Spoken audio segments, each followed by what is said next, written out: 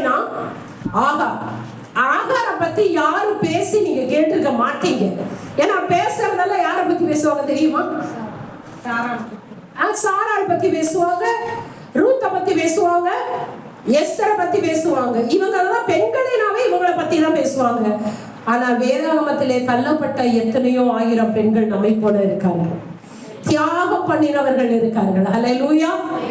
இந்த நாளிலே கூட பாத்தீங்கன்னா இந்த ஆகார் அப்படிங்கறதுக்கு அர்த்தம் என்ன அப்படின்னு பாத்தீங்கன்னா அழைகிறவள் என்று பொருள். என்னவா? ஆகார் யார் தெரியுமா? தெரியுமா? நீங்க சொல்லுங்க, யாரா தெரியுமா? ஆகார் யாரு? ஆபிரகாமினுடைய வேலைக்காரி. அல்லேலூயா. ஆபிரகாமினுடைய வேலைக்கார பெண். வேலைக்காரிங்காரி, எனக்கு அந்த வேலைக்காரிங்கிற வார்த்தையை பிடிக்காது. என் வீட்டுல இருக்கிற பிள்ளைகளை என் பிள்ளைங்க தான் சொல்லுவேன், எனக்கு வேலைக்காரிங்கிற வார்த்தை பிடிக்காது. அது சூப்பர். ஆகார்னா யாருன்னு இப்பதான் கேக்குறாங்க. நீங்க பைபிளை படிச்சு பாருங்க. ஆகார் அப்படிங்கிற பேர் என்னன்னா அழைகிறவள் என்று பொருள். அந்த நான் சொல்லியிருக்கேன் இல்லையா, நீங்க என்ன பேர் வைக்கிறீங்களோ அது மாதிரிதான் உங்க வாழ்க்கை இருக்கும். சிம்சோன் பேர் வச்சீங்கன்னா நீ சிம்சோன் மாதிரி தான் இருப்ப, இல்லையா? அப்ப பேர் வைக்கிறப்ப ரொம்ப ஞானமா பேர் வைங்க, இல்லையா? பைபிள்ல இருக்குன்னு எல்லாத்தையும் வைக்க கூடாது. அப்போ இந்த ஆகார் ஆபிராமுடைய வீட்டிலே வேலை செய்து கொண்டிருக்கிற பணிப்பெண்ணாய் இருந்தார். யாருக்கு? சாராளுக்கு. ஆபிரகாமுக்கு இல்ல, சாராளுக்கு. அந்த காலத்துல ஒரு பெண் பணக்கார வீட்டு பெண்ணா இருந்தா அந்த கணவன் வீட்டுக்கு போகும் பொழுது 2 வேலைக்காரர்களையும் அனுப்பி விடுவார்கள் அவர்களுக்கு பணிவிடை செய்ய. அப்படியாக வந்த பெண் தான் இந்த ஆகார். சின்னதுல இருந்து சாராளுக்கு கூட அவங்கள கவனிச்சுட்டு இருந்த ஒரு நல்ல பெண் பாருங்க. அப்போ இந்த ஆகாருடைய வாழ்க்கையே ஒரு தியாகம் நிறைந்த வாழ்க்கை. எத்தனை பேர் ஆமென் சொல்றீங்க? அல்லேலூயா. ஆகார் ஒரு தியாகம் நிறைந்த வாழ்க்கை வாழ்கிறான். அவளா விருப்பப்பட்டு தன் எஜமான இடத்துல தப்பு பண்ணல. இன்னைக்கு வீட்டு வேலைக்கு போறவங்க எத்தனை பேர் தவறான வழியில போறாங்க. ஆனா இந்த ஆகார் ஒரு கற்புள்ள பிள்ளை. அவ என்ன பண்ணல, அவளுக்கு கொடுக்கப்பட்ட வேலையில மட்டும்தான் உண்மையா இருந்தா. அப்படி ஒரு கற்புள்ள ஒரு நல்ல பெண்ணா இருந்த இந்த ஆகாரை பார்த்து அவங்க என்ன செய்யறாங்க, தன்னுடைய எஜமானிக்கு என்ன செய்யறா? ஆதியாகமம் 16:1 வாசிங்க. ஆபிரகாமுடைய மனைவியாகிய சாராய்க்கு பிள்ளை இல்லாதிருந்தது. எகிப்து தேசத்தாளாகிய ஆகார் என்னும் பெயர் கொண்ட ஒரு அடிமை பெண் அவளுக்கு இருந்தாள். அவங்க என்னது? எகிப்திலிருந்து கொண்டு வரப்பட்டவங்க. அடிமை பெண்ணா வந்த ஒரு பணிவிடை செய்கிற ஒரு பெண் இருக்கா. இவள 16:3 படிங்கள.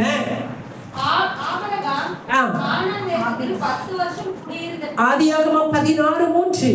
ஆபிரகாம் கானான் தேசத்தில் 10 வருஷம் குடியிருந்த பின்பு ஆபிரகாமின் மனைவியாகிய சாராய் எகிப்து தேசத்தாளான தன் அடிமை பெண்ணாகிய ஆகாரை அழைத்து தன் புருஷனாகிய ஆபிரகாமுக்கு மறுமனையாக கொடுத்தாள். அந்த ஆபிரகாமினுடைய வீட்டிலே அநேக பெண்கள் இருக்காங்க. இருப்பாங்களா இல்லையா?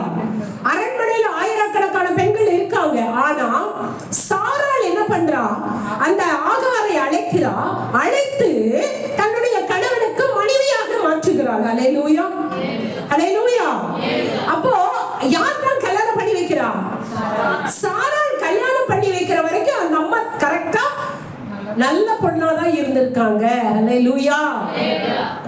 ஐயா, நம்ம எங்க இருக்கோம், எந்த போஸ்டிங்ல இருக்கோங்கிறது இல்ல, நம்மளா என்ன பண்ணணும்? இருக்கணும். அவ இன்னைக்கு என்ன பண்ணல, முந்தி பண்ணல.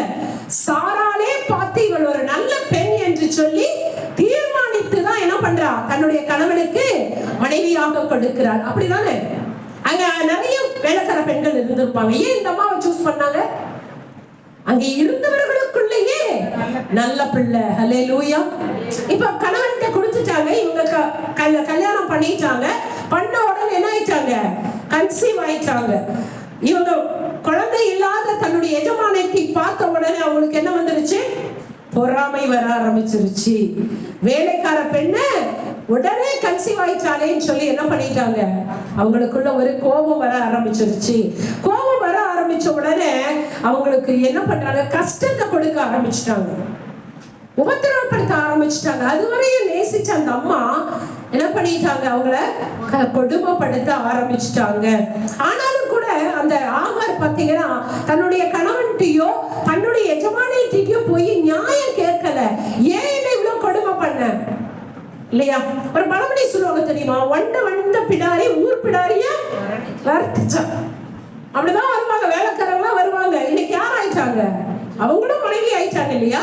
அந்த அதிகாரம் இருக்கு. ஆனா அந்த இடத்துல அவங்க எதுவுமே பேசல. ஹல்லேலூயா. நியாயமே கேட்கல, தன் கணவனிடத்துல நியாயம் கேட்கல. அப்படி இருக்கும் பொழுது இப்ப கன்சீவும் ஆயிட்டாங்க. வீட்டிலேயே நெருக்கம், கணவனுடைய அன்பும் இல்ல, தாங்க முடியாத பாரம். அந்த அம்மா என்ன பண்ணிட்டாங்க, வீட்டை விட்டு ஓடிட்டாங்க. ஒரு பெண் வீட்டை விட்டு வெளியில போறாங்கன்னா அவ்வளவு எளிதா வெளியில போயிடுவாங்களா? போவே மாட்டாங்க. அவங்களால முடிஞ்ச வரைக்கும் அங்க என்ன பண்ணுவாங்க, போராடுவாங்க, ஓவர் கம் பண்ணிட்டே இருப்பாங்க. அவங்களால முடியல, டெட் எண்டுங்கிறப்பதான் என்ன பண்ணுவாங்க, வெளில போயிட்டாங்க. வயிற்றுல குழந்தை, கொஞ்சம் இமேஜினேஷன் பண்ணி பாருங்க. அம்மா அப்பா கிடையாது, தன்னுடைய வாழ்க்கையை எல்லாமே யாருக்காக அர்ப்பணித்திருக்காங்க, தன்னுடைய எஜமானிக்காக அர்ப்பணித்திருக்காங்க. சாராளுக்காகவே அந்த பிள்ளை வாழ்ந்திருக்காங்க. அப்படி வாழ்ந்தவ கம்பெனி வேலைக்காரியாகவே இருந்து ஒரு வேலைக்காரனை கல்யாணம் பண்ணிட்டா கூட வாழ்ந்திருக்கலாம் இல்லையா? ஆனா ஒரு எஜமானருக்கு எஜமானிட்டு என்ன பண்றா, கல்யாணமும் பண்ணி வச்சு வயிற்றுல குழந்தை. இப்ப என்ன ஆயிடுச்சு, கொடுமை. இன்னைக்கு அநேக பெண்கள் அப்படிதான் ஆகாரை போல இந்த சமுதாயத்திலே அப்படிதான் என்ன பண்றாங்க, கொடுமையிலே கொடுமையை அனுபவித்துக் கொண்டு வீட்டை விட்டு ஓடி வருகிறவர்களாய் இருக்கிறார்கள். இந்த ஆகார் ஓடி வந்துச்சா, வயிற்றுல குழந்தை. அப்படி வரும் பொழுது என்ன நடக்கிறது? 13வது வசனம். தூதனானவர் அவளை நோக்கி, நீ கர்ப்பவதியாய் இருக்கிறாய், ஒரு குமாரனை பெறுவாய். கர்த்தர் உன் அங்கலாப்பை கேட்டபடியினால் அவனுக்கு இஸ்மவேல் என்று பெயரிடுவாயாக. அவன் துஷ்ட மனுஷனாய் இருப்பான். அவனுடைய கை எல்லாருக்கும் விரோதமாகவும் எல்லாருடைய கையும் அவனுக்கு விரோதமாகவும் இருக்கும். போதுமா? பாருங்க, இவள் என்ன செய்கிறாள் என்றா, வீட்டை விட்டு என்ன பண்ணிடுறா, வெளியில வந்துடுறா. உடனே வெளியில வந்தோடனே ஆண்டவர் பார்க்கிறார். யார் பார்க்கிறா? ஐயா, நீ அவள் ஆண்டவருக்கு முறையிடல, யார்கிட்ட முறையிடல. நான் சொல்லுகிறேன், என் தேவன் எஜமானர்களுக்கும் பணக்காரர்களுக்கு மாத்திரம் தேவன் அல்ல, திக்கற்ற பிள்ளைகளுக்கு தேவன் என்னுடைய தேவன். ஹல்லேலூயா. ஆகாருடைய அங்கலாய்ப்பை பார்க்கிறார், ஆகாருடைய வேதனையை பார்க்கிறார், அவளுடைய துக்கத்தை பார்க்கிறார், அவளுடைய சூழ்நிலைகளை பார்க்கிறார். ஒரு தூதனை அனுப்பி பேசுகிறான். அவன் சொல்லுகிறான், ஆகாரே, நீ எங்கே போற? போகற. வயிற்றில் இருக்கிற குழந்தை ஒரு இஸ்மவேல்.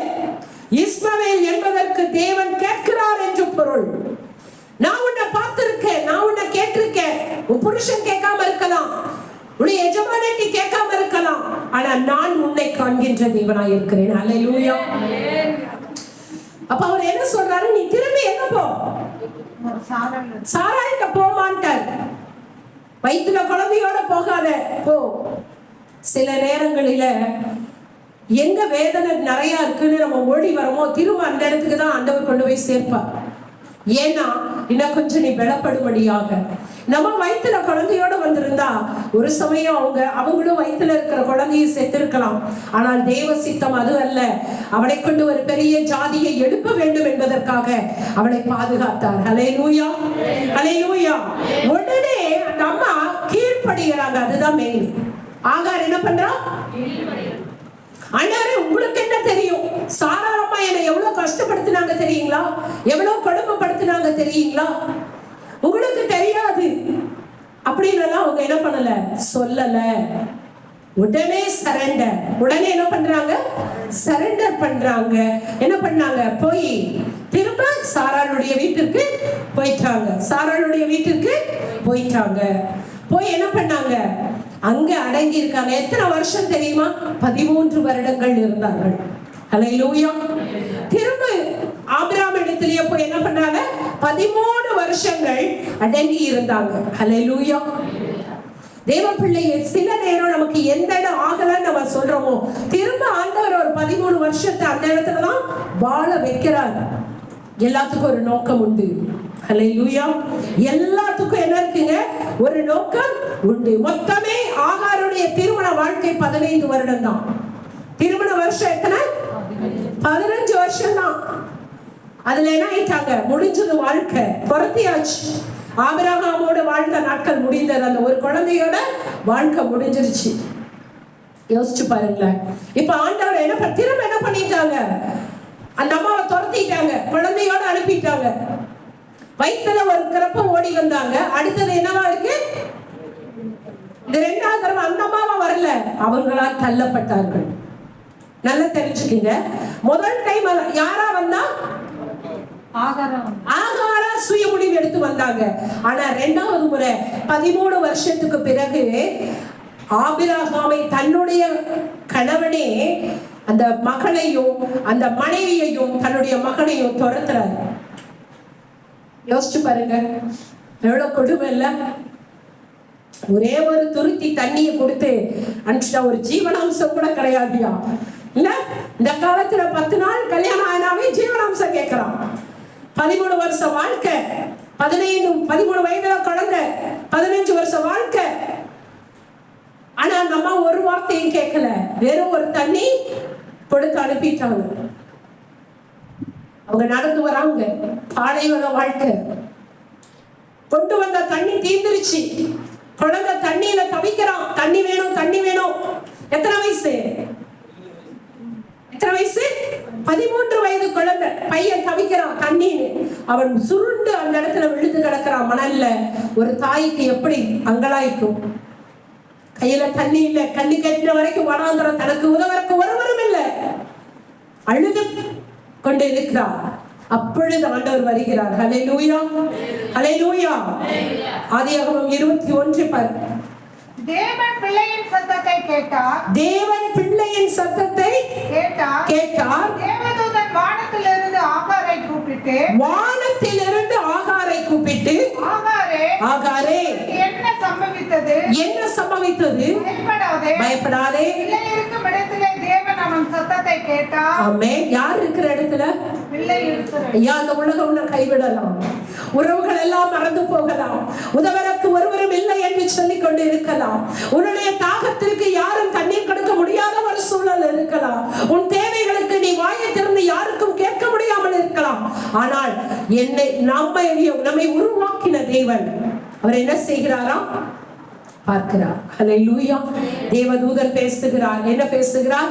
ஆகாரே, நீ பயப்படாதே. குழந்தையின் சத்தம் எங்க கேட்டுருச்சு?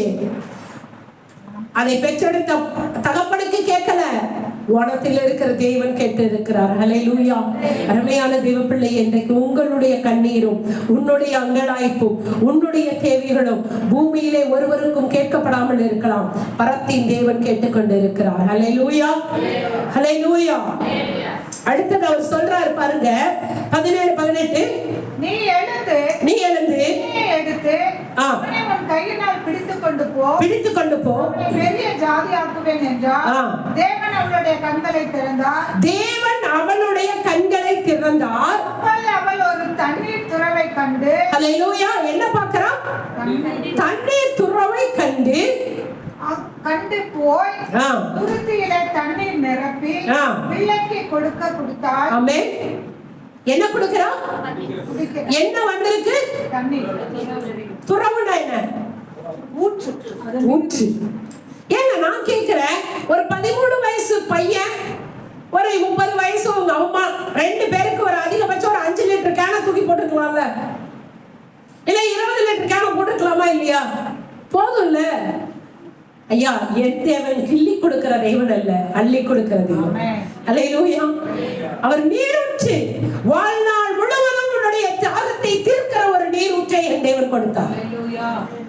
உன்னுடைய அப்பத்து தேவைக்காக மாத்திரமல்ல என் தேவன் உங்கள் வாழ்க்கையில ஒரு காரியத்தை கொடுத்தால் உன்னுடைய வாழ்நாள் முழுவதும் அது உனக்கு போதுமானதாக இருக்கும். அப்படிப்பட்ட ஒரு ஆசீர்வாதத்தை தான் கொடுப்பார். ஹல்லேலூயா. அவர் என்ன உருவாக்குறாரே?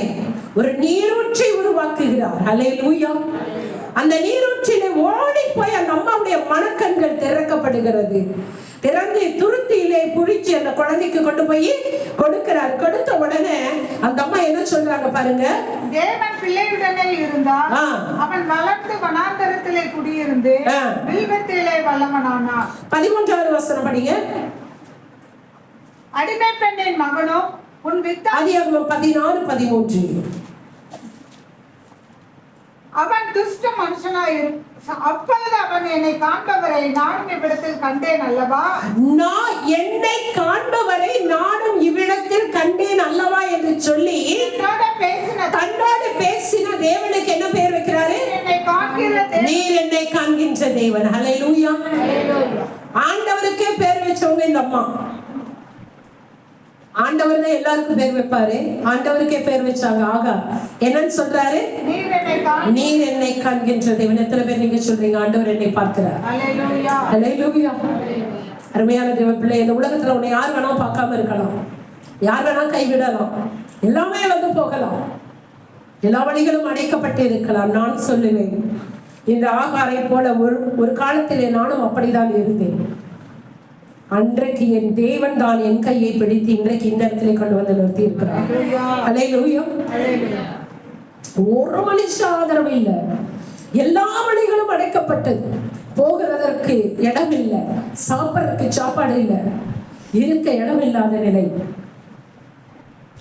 ஆனா நான் இன்றைக்கு சொல்லுவேன், என்னுடைய சொசைட்டில என்னுடைய உறவுகளுக்கு மத்தியில நான் மாத்தட்டி சொல்லுவது, யாருக்காகவும் எக்காரணத்தை கொள்ளும் என்னுடைய இயேசுவை நான் என்ன பண்ண மாட்டேன், விட்டு கொடுக்க மாட்டேன். ஹல்லேலூயா. ஒன்றுமில்லாத ஆகாரை போல அலைந்து திரிந்த அந்த காலத்திலே எனக்கு உதவி செய்தது என் இயேசு சுவாமி. என் கரத்தை பிடித்து அவர்தான், எனக்கு ஆகாரத்தை கொடுத்தது அவர்தான், இருக்க இடத்தை கொடுத்தது. அது வார்த்தையால வர்ணிக்கவே முடியாது. அப்படி ஒரு துக்கம், வெளி உலகமே தெரியாம இருந்தேன்.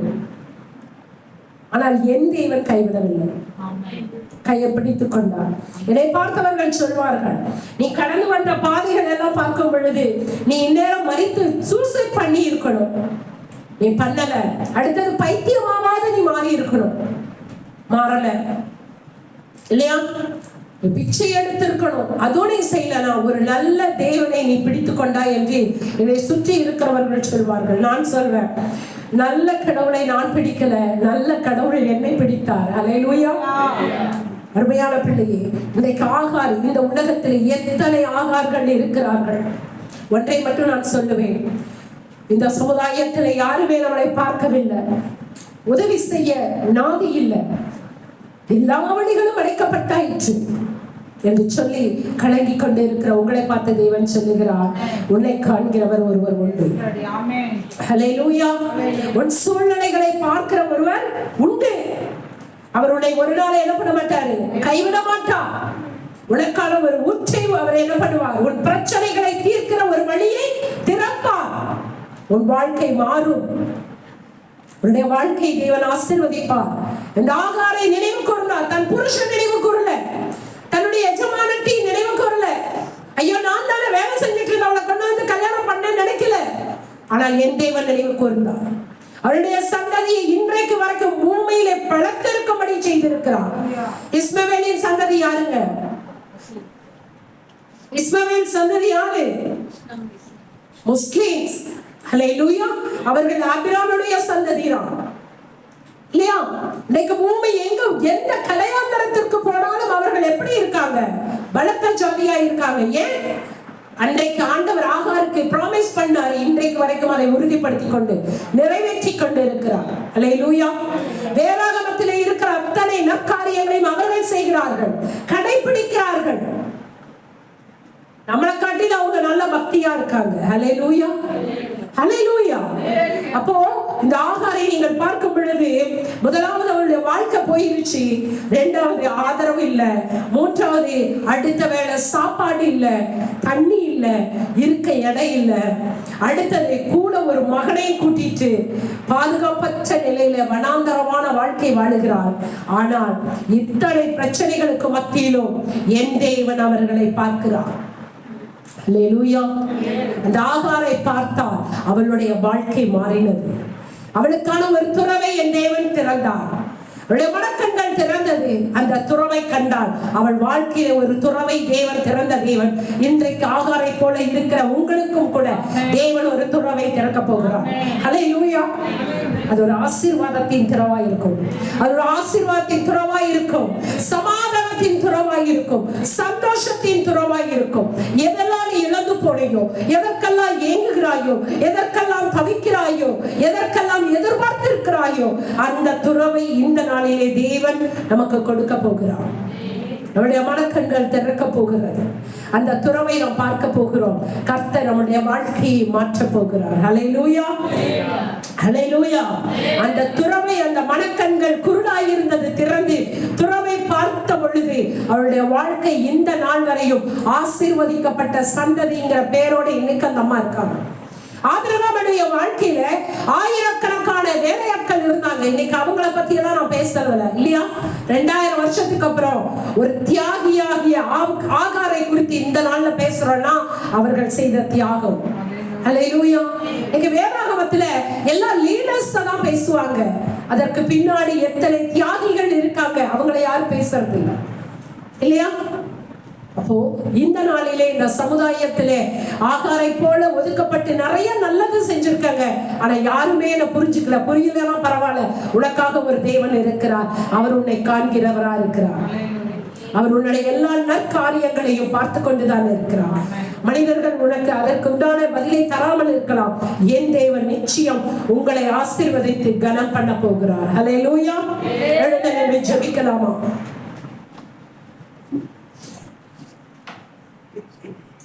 எல்லாரும் சொல்லுங்க, ஆண்டவரே ஆகாரை குறித்து நாங்க பார்த்தோம்.